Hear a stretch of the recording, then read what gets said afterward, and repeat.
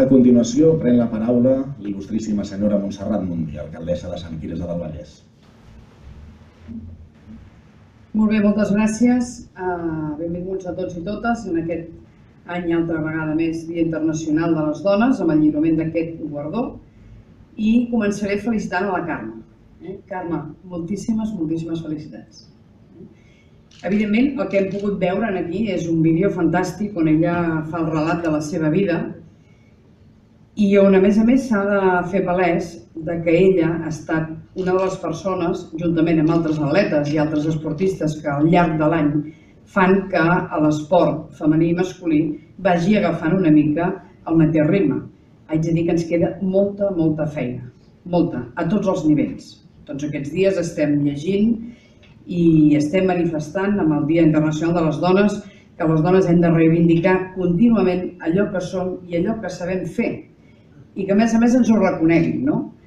La Carme, en aquest cas, tens avantatge, Carme.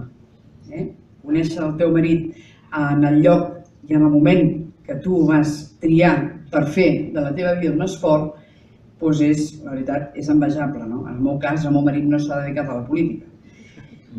I malauradament, aquí ens acompanyen molts regidors i haig de dir amb orgull que a l'Ajuntament de Sant Quirze la majoria de portaveus som dones.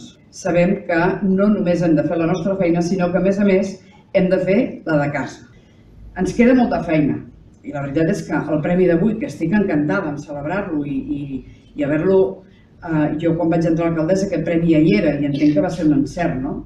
Però que és trist que encara tinguem que donar el Premi Dona per reconèixer a una dona en el seu àmbit, el que sigui, per poder rebre un guardó per dir, nosaltres també estem aquí.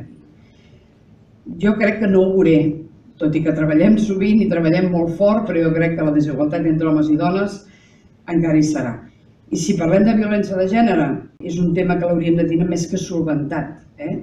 Volem que ens respectin, volem que ens enamorin, volem que ens apreciïn, volem que tant en tant ens toquin l'espatlla i que ens diguin escolta, això ja ho faré jo, o això deixa perquè ja tens prou de feina. Malauradament, haurem de continuar treballant per intentar buscar la igualtat. Com deia ella, les dones ens proposem tot el que volem i ella ha aconseguit destacar molt, majoritàriament, amb un esport molt masculinitzat. I a més, les seves principals fites esportives les ha aconseguit en categoria de veterans, que ja és el súmmum.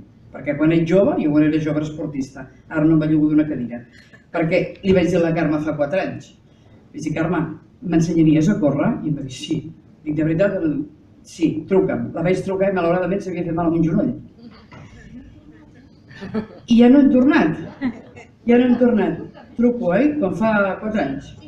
I vaig dir, bueno, a mi m'agradaria córrer, perquè sí que és cert, no? I jo m'he apuntat aquí unes coses, perquè el tema que ella deia, es pot fer infermera, no? I faig reflexions en femení, no? Dones i esport. És cert que l'esport ha anat variant al llarg de la història, i a més ha passat en fases ben diferents.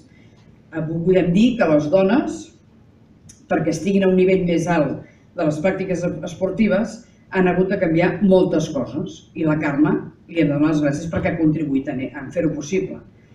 Jo també entenc l'esport com una funció educativa, cultural, lúdica i saludable. La Carme, a més, haig de dir que ha portat el nom de Sant Quirze arreu del món i sempre s'ha presentat allà on anava com a dona, com a atleta i com a santquirzenca. I això és motiu d'orgull pel nostre municipi. Carme, moltíssimes gràcies per portar el nom d'arreu a Sant Quirze i sobretot que siguis molt i molt feliç en allò que fas. Nosaltres ho intentarem. Gràcies.